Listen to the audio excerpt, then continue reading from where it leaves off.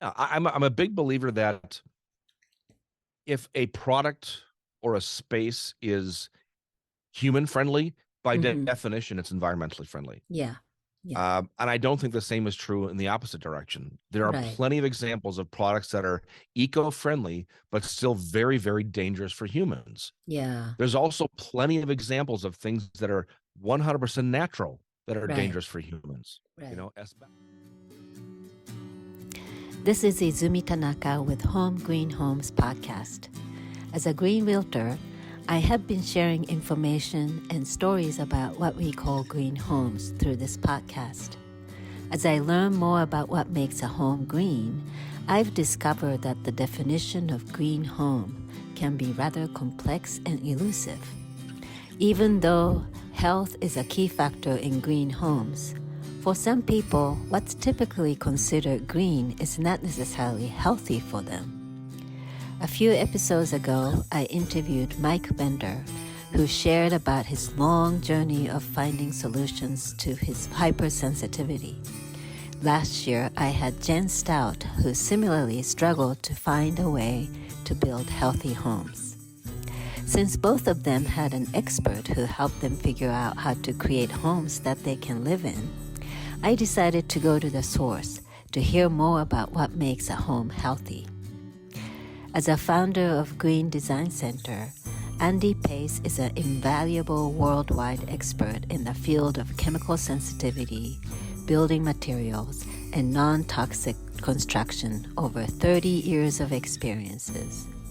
He is a leading educator for those who suffer from allergies, asthma, and chemical sensitivities and struggle to create healthy living environments.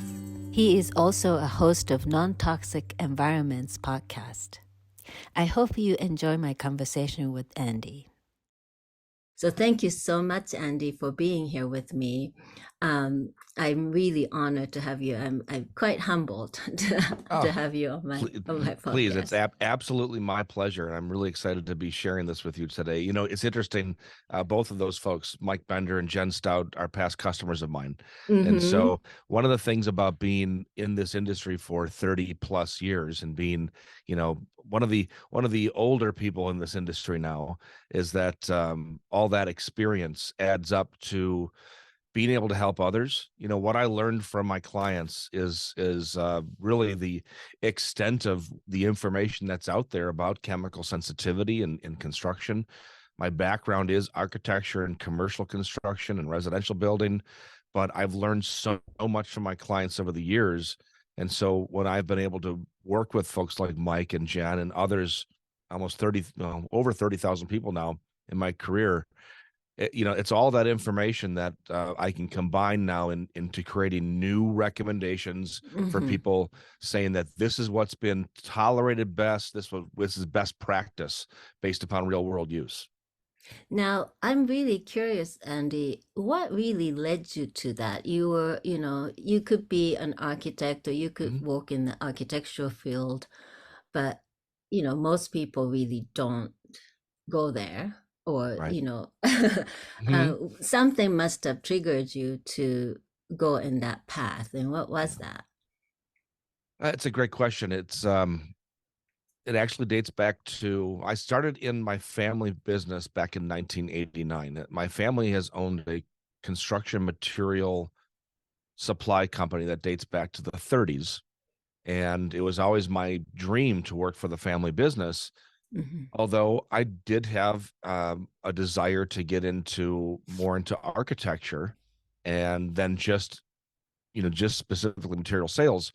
Although once I got into the material sales part of it, I really fell in love with it. I like being able to offer solutions Mm. to architects and builders who are in need of help on these projects. And so I found myself as that person that could come onto a job site or go into an architectural office and say, I understand what you're trying to do here. Here's a better way to do it, and it'll meet Mm. the budget and the aesthetic and so forth. Well, about 3 years after working in the business, I was supplying a custom water-based coating for a building in Milwaukee. It was being Mm. used as a waterproofer for a below grade parking structure. Mm. Now, I stress the point that it's water based because at the time, Right. 1992, that's really all we knew about at that time, Mm. water-based. And so I got the water based material specified, and I was very excited to use this product. After the primer coat was applied, we started getting phone calls from people living in the condos above Mm. complaining about the fumes. Oh, wow. And I kind of took it with a grain of salt because I thought, well, some people just complain because they see a container and they just want to complain. I Right. said to myself, it's a water-based product. It cannot be dangerous. So, well, a few hours later, we ended up taking 3 of our workers to the hospital due to inhalation complications. Oh my God. They literally couldn't breathe in the space. And we had to shut the project down. There was no way I was going to risk my family's 60-year history in the construction industry here in Wisconsin to sell a product that was potentially causing harm just to make a dollar. So I shut the job down. It took about a week to find a company that could make a product that would work for the situation, but wouldn't be as dangerous. Mm. And I found that company, a small company in California called American Formulated and Manufacturing, Hmm. otherwise known as AFM Safecoat. And that was the first time I ever heard of them. Uh, that's the first time I've ever experienced a situation with somebody reacting to a product. Right. But I found out about AFM. I started researching the product. We didn't have the internet back then, so everything I Right. had to do was at the library and making Yeah. phone calls and all that. Yes, I Um, remember those days. Right, right. It took a long time, but what ended up happening was, I guess I had this epiphany, like if I'm gonna be in this business, I wanted to be very proud of the materials that we sell, and I didn't Hmm. want to have any situation where customers ever would complain about toxicity issues, chemical Hmm. emissions, and so forth. So I learned everything I possibly could about chemical sensitivity, indoor air pollution, sick building syndrome, all of these words and phrases, and literally became the very first company in the United States to start a new retail store solely around selling what we called common sense healthy building materials. Common sense. Hmm. Hmm. Now, common sense still is not too common anymore. So, Right. there's still a lot of convincing to do. But over the years, over the last 30 years, uh, instead of having to go out and try to sell these products to people and convince them why they need it, Hmm. it's completely flipped now. People are coming to us saying, I have to have this for my house. And so it's taken 30 years, but we're finally at that point. Yeah. It's been a long road for you, and Mhm. I It has. really admire your tenacity in sticking to it. Thank you. It was a labor of love, that's for sure. Hmm. Yeah, but like in that example of that paint that you talked about, um, Mhm, in the green home textbook, so as if you will, mhm, we encourage people to use, go look for non-VOC or VOC-free paint. Um, to what extent do people really need to be vigilant? mhm. You know? Well, I think that so the VOC regulations, and I can get into that if you'd like. Mm-hmm. The VOC regulations, which started in the mid 90s, Mm-hmm. were designed completely around outdoor air pollution. Right. Oh, I The see. VOCs have absolutely nothing to do with indoor air quality from a human toxicity standpoint. Mm. VOCs are regulated by the EPA because they may evaporate from a surface, rise to the atmosphere, react with UV and nitrogen to create low level smog. Mm-hmm. That's why we regulate VOCs.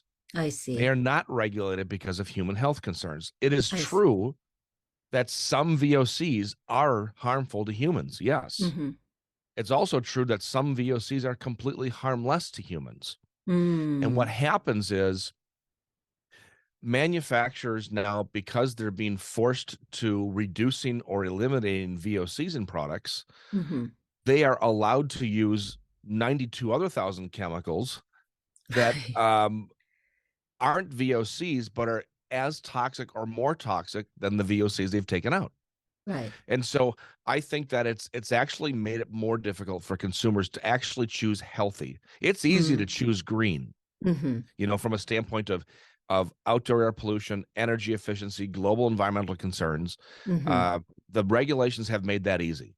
Mm-hmm. For human health, though, the VOC content of a product has absolutely nothing to do with whether it's actually dangerous for a human. Right. And so I believe that when it comes to buying things like paints and coatings and Mm-hmm. carpeting materials and flooring and cabinetry, we have to look at other things besides whether or not it releases a VOC. Because quite Right. honestly, if anybody had an orange for breakfast this morning, when Right. they peeled the skin off of an orange, you've now released 850 grams per liter of VOCs. Oh, really? Yeah. So, but is it dangerous for humans? Of Right. course not.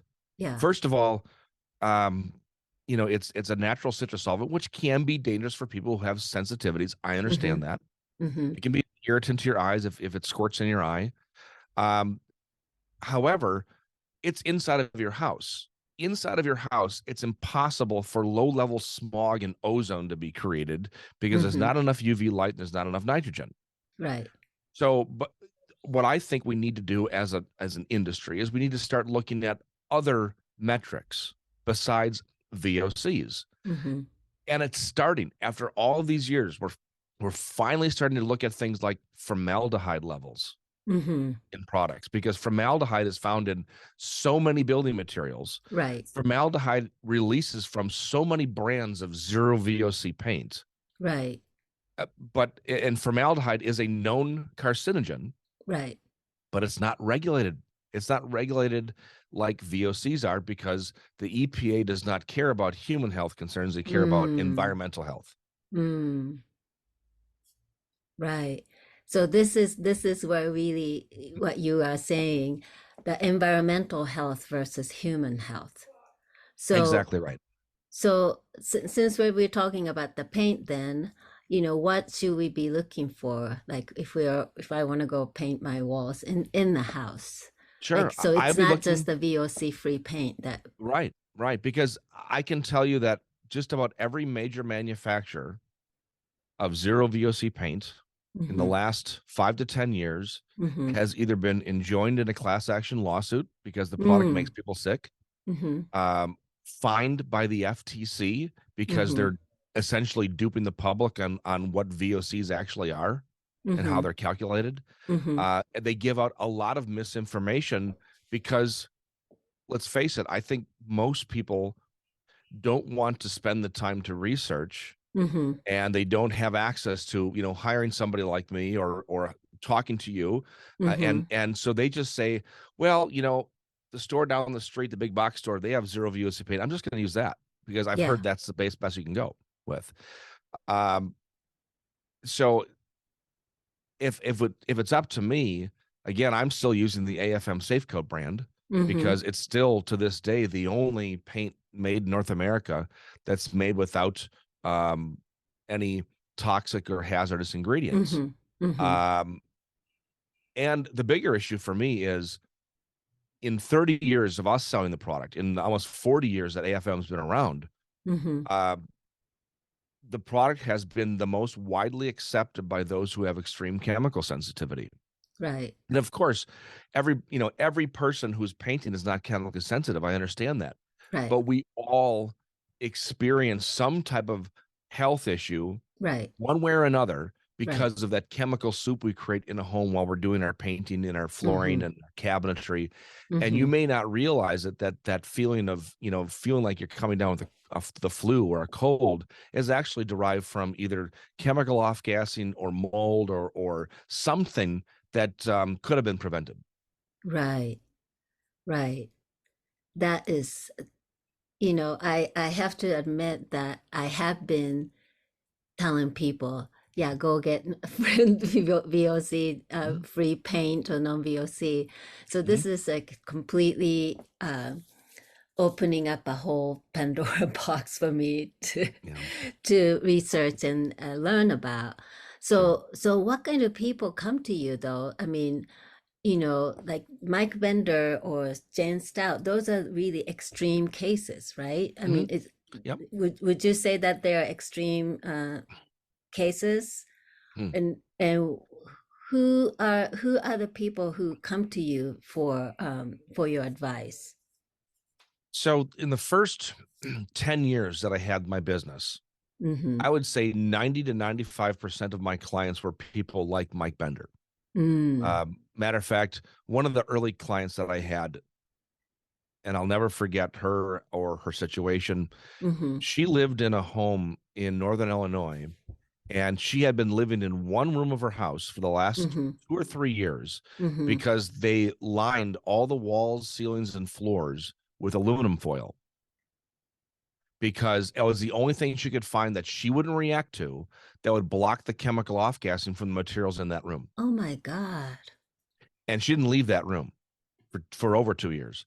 Right. Uh, I helped her and her husband remodel the home, the rest of Mm-hmm. the home, using Mm-hmm. AFM Safeco products and a bunch of other things that we deal Mm-hmm. with. And she lives in that home today. And so, yes, I would say early on, that was my clientele. And again, it's Mm. because at the time, I didn't know, when I first started the company, I was just learning about chemical sensitivity and what that actually meant. And we didn't know a lot about it back then, Mm-hmm. I'll be honest with you. Right. Back then, it was actually thought that chemical sensitivity, or MCS, multiple chemical sensitivity, was just literally days away from being added to the American Medical Association's classification of being a disease. Mm. It never got added, and it kind of bothered a lot of people because they thought maybe once it get added, you would get more Right. funding for research and so forth. What Mm-hmm. happened was the medical community actually came out with more information about other diseases like Lyme's disease, Mm-hmm. like mast cell activation syndrome, Mm-hmm. chronic inflammation, dysautonomia. That actually, chemical sensitivity is one of the side effects, or one Right. of the symptoms Right. of an underlying disease. Right. And so there's been a ton of research going into that now. And Mm. so the reason why our customer base has expanded dramatically, I would say nowadays 95% of my customers are people who don't have sensitivities, but they know about it and they know somebody who is, or they have Mm. young children living at home or elderly Mm-hmm. parents who have depressed immune systems. They Mm-hmm. just don't ever want to get to the point where they're building Right. their home is causing them sickness. Right.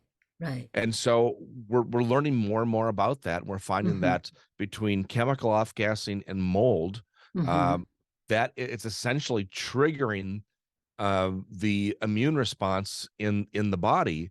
Right. And the reason why the body is being triggered so easily is because of that underlying condition of either Lyme disease or all these other things. Right. Right. I mean, do you think that there are more people who are becoming increasingly sensitive to those chemical issues, or is it because the knowledge has become more available and more people are finding out? I don't know which is the case. Yeah, What do you I think? honestly think that more people are willing to self-diagnose. Mm-hmm. More people are willing to accept the fact that they have a sensitivity, and Mm-hmm. more people are willing to protect against ever getting one. Mm-hmm. So I don't think that the numbers are increasing per se of people who actually have sensitivities. I think that we're just more likely to be able to talk about it now. Yeah. Again, back in the mid '90s, I remember doing a presentation about chemical sensitivity to a large group of architects, and I had to talk about how, you know, if you think about sick building syndrome, which is Mm-hmm. what really we started thinking about back in the '70s, right? Right. And that started with the oil embargo of 1972, 73. Buildings were now tightened up to meet energy code, and we're all stuck in these commercial buildings that have less fresh air intake. And then we go home, and the walls were inefficient and they breathed and so forth. Right. But over the late 70s into the 80s into the 90s, homes started becoming more energy efficient. More materials were being used that were man-made, so a lot more Mm-hmm. glues and adhesives and Right. chemicals and plastics. And so we essentially started tightening up and reducing the fresh air. So I can see why more people are complaining about it now. Mm-hmm. Mm-hmm. But back in the day, it was, you had to refer to things like, Legionella from, Legionnaire's disease. Right. That's a big exposure of a indoor air quality or indoor air pollutant, of course. Mm-hmm. I remember in the late 80s, the EPA, their own headquarters, Mm-hmm. they built a new headquarters, and within the first couple of weeks, they had something like 1,400 employees Wow. calling sick. Oh, wow. And to this day, there are still several hundred people on permanent disability. Oh, wow. And that's because of the carpet they installed.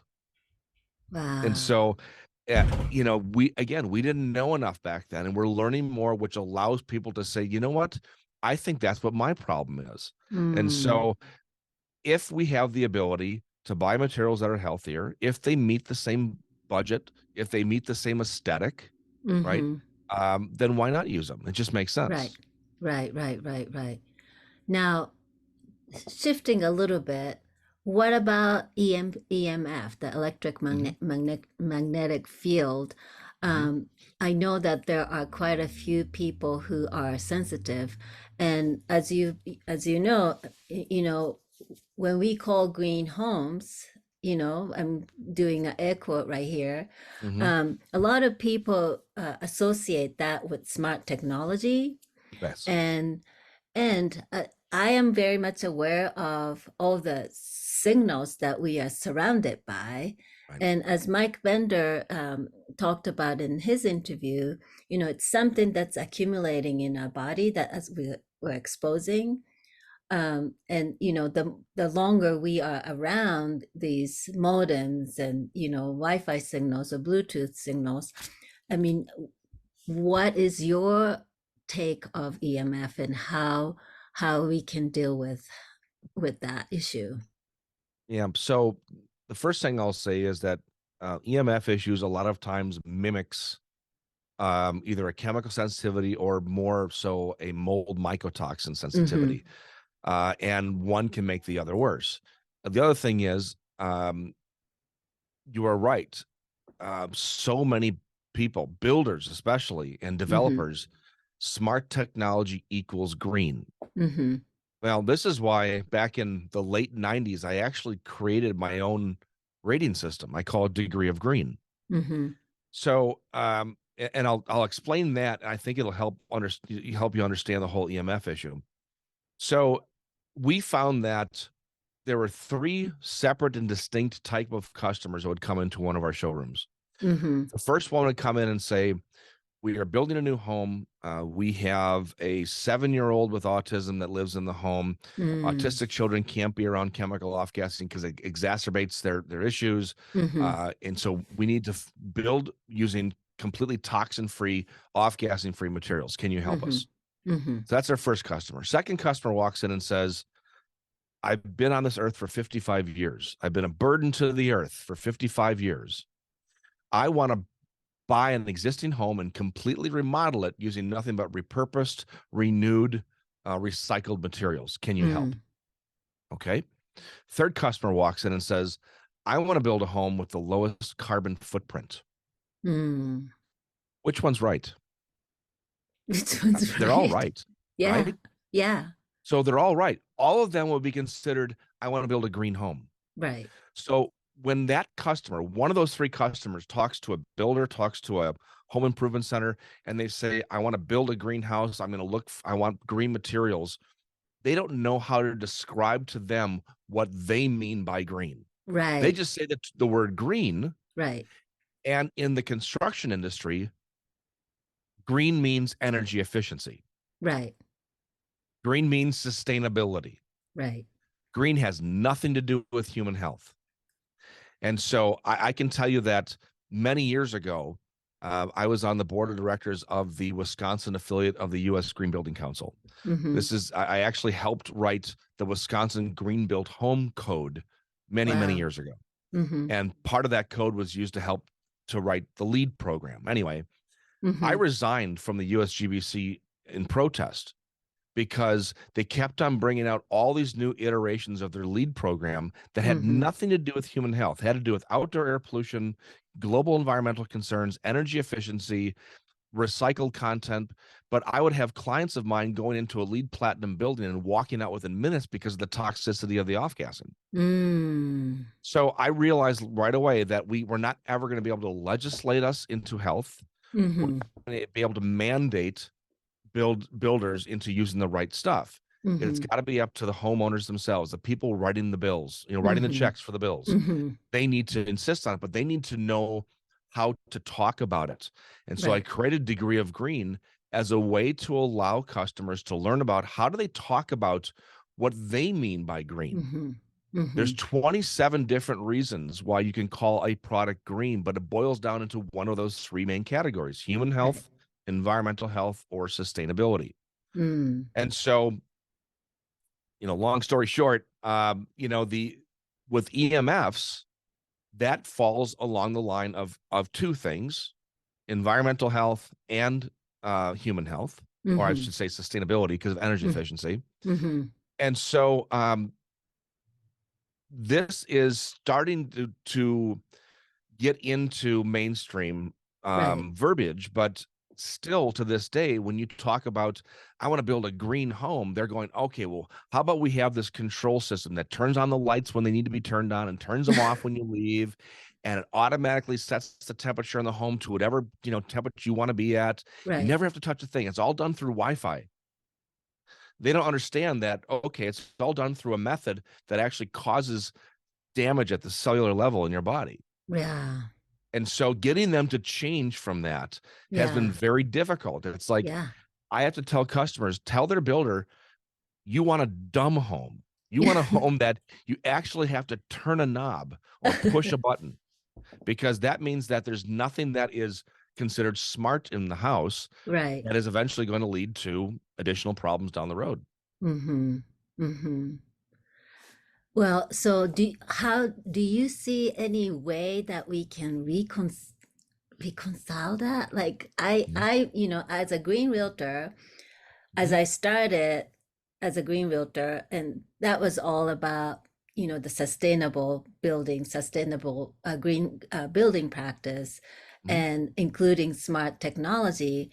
But as I have learned more and more, it's become so clear to me that it's not just about energy efficiency. And Right. if we really want to be healthy and comfortable, you know, do I tell people not to have Wi-Fi in your home, or, not to have those smart technology installed in your home? And I don't know how to navigate that. It's kind of getting to a point where I'm really confused. Well, here's the thing about something like Wi-Fi. Wi-Fi is problematic for everybody, whether they know it or not. Mm, Just because you don't have any symptoms, because you feel like you don't feel it, doesn't mean it's right, not a problem, right? right. And so um, it comes down to having the client themselves decide what's most important. So Mm-hmm. if somebody hires me to help them build a new home, for instance, the very Mm-hmm. first conversation I have is, what degree of green are you? Yeah. Human health, environmental health, sustainability. And usually they'll say, we want all three. Well, sorry, you can't have all three. You can't be perfect at all three. You have to choose one that is your goal. We'll try Yeah. to get to the others as best as we Priority. can. But, if I have you install one of the healthiest flooring materials you can for you and Mm-hmm. your family, Mm-hmm. it's not going to be sustainable because it's made halfway around the world. Right. So, but Right. that's the trade-off. And my Mm-hmm. customers would eventually say, you know what? I don't care where it's made. I don't care what it's made from, as long Mm-hmm. as it doesn't poison my kids. Mm. So you have to get to that conversation and find out Right. what's most important. Right. You can't necessarily make a blanket statement about avoid Wi-Fi completely, because most people will be turned off with that. Right. Even if you want to say, I don't want any Bluetooth, or I don't want any Wi-Fi enabled appliances in the home, or I don't want smart technology. Okay, but do you want access to your cell phone? I mean, do you not, if you don't have a landline and you're relying on your cell phone for all Right. communications, Yeah. you either need Wi-Fi or you have to hardwire everything. Right. And that's usually where we start to look at trade-offs. Yeah. The trade-offs are, where is it most important, Mm-hmm. right? Bedrooms. Bedrooms have to be the healthiest rooms of the home. Right. That is the sanctuary within the sanctuary. Mm-hmm. You need 6 to 8 hours of sleep every night, Mm-hmm. restorative sleep, to essentially combat what you are facing all day long. Right. And if that restorative sleep is now interrupted by um, cellular signals, Wi-Fi, chemical off-gassing, indoor air pollutants, and so forth, and you're not getting that restorative sleep, what good is it? And so I would always say, focus on those first, focus on the Mm-hmm. bedrooms. You Mm-hmm. can easily make a bedroom a safe space. Mm-hmm. Um, and you can do it either during construction or after the fact too, just when you move in. It's very easy to do. Mm-hmm. Um, and then decide, do we really need Wi-Fi access in every room in the house? Right. Maybe, and we're seeing this more and more, maybe you just put in Ethernet throughout the entire house. And if you want to go online, you plug your phone into Ethernet.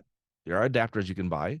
And Mm-hmm. now we have access to everything we need, including phone calls, Right. but everything's hardwired. Right. So, you'll still have signals from outside of the house coming in, which you can block during construction. But we're reducing as much of it as we can. I know you're Mm. not going to eliminate it completely. It's impossible. Mm-hmm. The same way that most people don't want to give up on all of those creature comforts that we've had now. Yeah. Right. But you have to decide really what's most important. And if you do have somebody that lives in the home that does have some health issues, you Right. have to look at all of the avenues. And any good parent is going to look at all the avenues that could be causing the problem or could help. Mm-hmm. And you got to at least go down those roads and see if it's viable. Mm-hmm. Well, it sounds like you have more people who are at least conscious or aware of some of the issues that we may encounter in our homes. But what do you think about the construction industry itself? Do you see that they are becoming more aware, or do you see that there are at least some willingness to address some of these issues in the construction industry, especially in the home building industry? Mhm. So to answer those questions, no and yes. I don't think if a contractor isn't being asked to or forced to change, they won't. Hmm. Um, they do what they do, not necessarily because it's the best way to go, but it's because that's what they've been doing. Now, Right. early in my career, that really bothered me. Yeah. When a painter would come to me and say, "Listen, I've been painting for 30 years. I've never had to change the materials that I've used. We've done it this way. We know what we're doing." My response has been, and still is, I've been golfing for 30 years. I'm still horrible. So just because you do something doesn't mean you're the best at it. There's always room for improvement. There's always Right. learn a room to learn. Yeah. And the good contractors are starting to learn, or at least they'll say to the clients, I've heard about that. I've been waiting for a customer to ask me because I'm really interested in finding out how to do this. Yeah. And so right now I think I have 25 homes around the Uh-huh. country under construction with my clients, in all various stages, from planning all the Hmm. way to almost finishing up. Hmm. Um, there's a way to make the entire process healthier, piece by piece, little by little. Hmm. How much you have to improve is based upon the client themselves. Right. But I will say that compared to 10 years ago, contractors these days, for the most part, actually seem willing to learn. Okay. Whereas 10 years ago, no, we don't, this is the way we do it. Move on. And then you got to find some contractor who only builds like straw homes and dirt floors and real real environmentally friendly homes to get them to build a healthy home. And now I have high quality, high end custom home builders coming to us saying, I've got a client that wants to build a healthy home. we're not sure where to start. Can you help us? So I think it is improving dramatically. That's a great news, actually. Mm-hmm. That's very hopeful. So, Mm-hmm. so you work with clients all over the country or outside of country as well? How Outside do you as well. normally work with your clients? Most of my clients are in North America, but I do have pockets of clients in Australia, New Mm. Zealand, and throughout Europe. Oh, Um, wow. and so it's the beauty of podcasting and the internet. People Mm-hmm. are finding out about this. It's interesting, actually, down in Australia and New Zealand, there is a big push for healthy homes, far Mm. greater than what we see here. Mm-hmm. And they're kind of isolated from the rest of the world, and I so see. they don't have access to a lot of the same materials that we have here Mm. or what you can find in Europe. So they're a little more proactive in Mm. learning what they can do to make their homes healthier. Mm-hmm. So people come to you are builders and homeowners? I would say the majority of my clients are the homeowners themselves because Mm-hmm. you know they want to learn themselves so Right, that after they move in the home they can also maintain the home healthy. right. Also, I would say that again, builders are generally looking more at the cost of things Mm-hmm. and their familiarity, Mm-hmm. and homeowners are willing to take some more chances, what they deem as chances. Mm-hmm. But quite honestly, the best projects work with all three parties, myself, the Right. client, and the builder, and maybe the Mm-hmm. architect or the designer. We're Right. all getting together on Zoom calls or in person, and we're all sharing information and creating that conversation that needs to be had to make Mm-hmm. sure that ultimately that family is living in the healthiest home that they can possibly have. That's amazing. I mean, it's the advanced technology really allow us to do that kind of work, remotely from, so you have Hmm. clients all over the country, all over the world. And thanks to our technology, we can do things like this. And Right. it would be a challenge for us who are in this industry, whether, being a realtor or, like yourself, consultant or builder, to shepherd this evolution, like human evolution, how we Yes. live, Hmm. right? It's Um, very difficult. yeah. What is your tip, if you have any, for homeowners who are considering of either building or renovating a home for themselves to be, Mhm. you know, like they want to have all three, Yeah. healthy, Sure. sustainable and Right. environmentally healthy. What would Mhm. be your tip, their first thing that they can do, other than obviously calling you? Well, right. Let's say they called me or they're working with somebody else, but the first thing I would say is have a plan. And what I mean by that is not a plan for the project, a drawing or Hmm. something like that. But what are you really trying to achieve? If you go to a builder and say, let's say I'm trying to do a greenhouse, we want to make it eco-friendly and use recycled content and energy efficient and healthy. Builder and the architect are going to step back and go, whoa, wait a second. Focus. What are you trying to achieve? So come up with the reason why.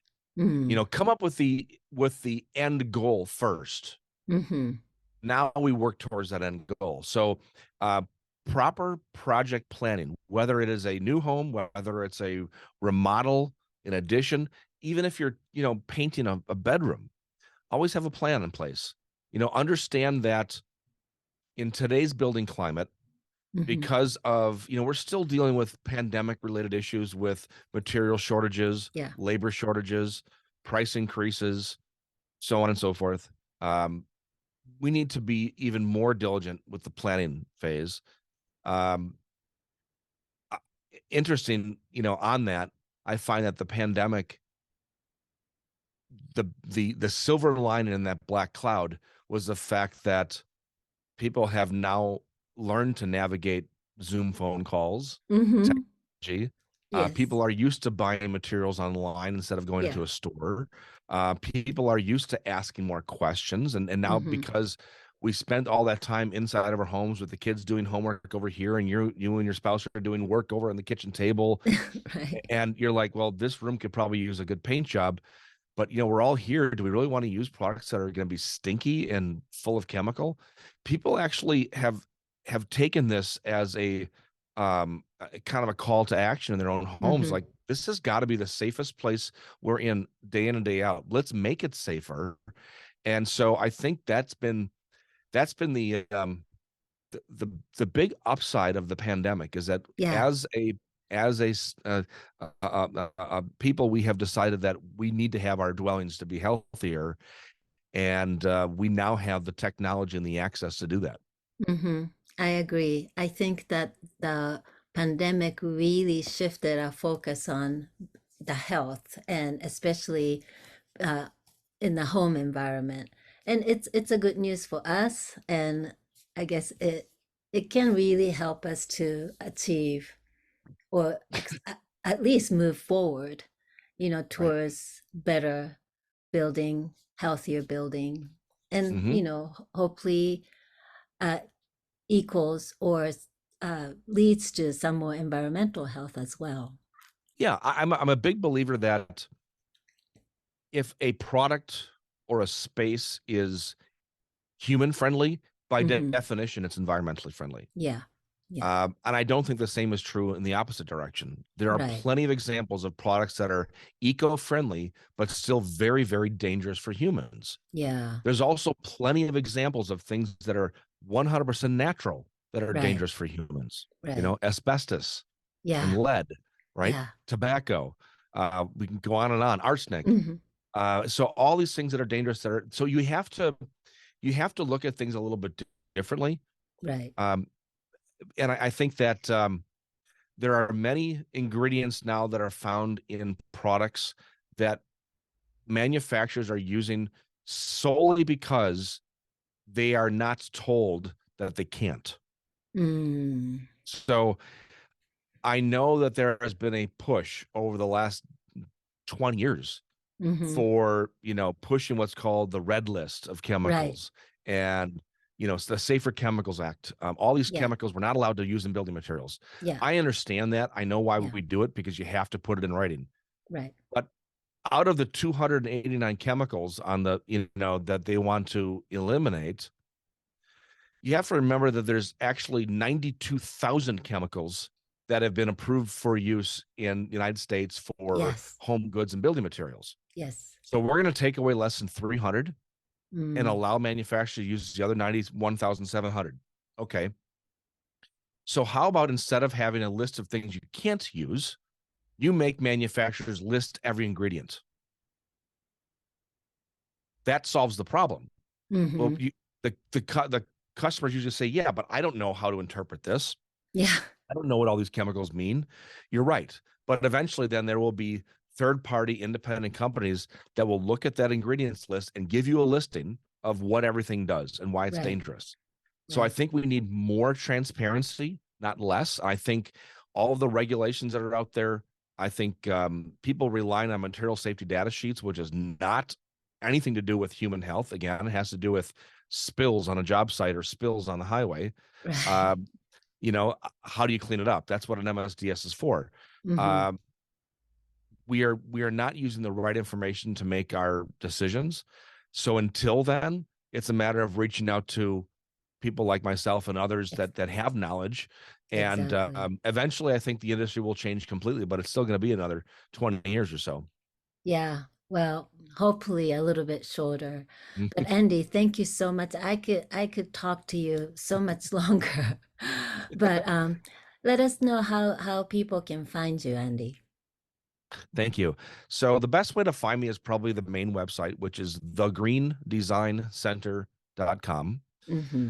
On the front page of the Green Design Center, you're going to find a bunch of information about consulting. You Yes. can hire me anywhere from 15 minutes to a full year's worth of projects. You can also find my podcast, Non-Toxic Environments. Hmm. And then we also started recently a new community online called a Circle Community. Oh, wow. And a Circle Community is essentially a free online private community so that customers listeners, consulting clients, even just people who are interested in this can join and share stories. Um, how people did with their mold sensitivity, Mm-hmm. or how are they dealing with problems with um, pans and pandas and all these different Yeah. immune system disorders. I mean, I'll tell you what, I started this circle community about a month and a half ago. We have several hundred people on the community now, and it's excellent interaction for people who really care about helping others. And they've Mm-hmm. learned through their Yeah. horrible situations, they've now gotten through it and they've learned, and now they're trying to help others. So again, free to join. Just click on the link. That's so great. Thank you so much, Andy. I so appreciate your time and your knowledge and experience. You're full of experience and wisdom. So I Well, really thank you. And thank appreciate you for it. bringing this to your listeners. Thank you I so applaud you for much. doing that. Thank you. This was Izumi Tanaka with Home Green Homes podcast. Until the next episode.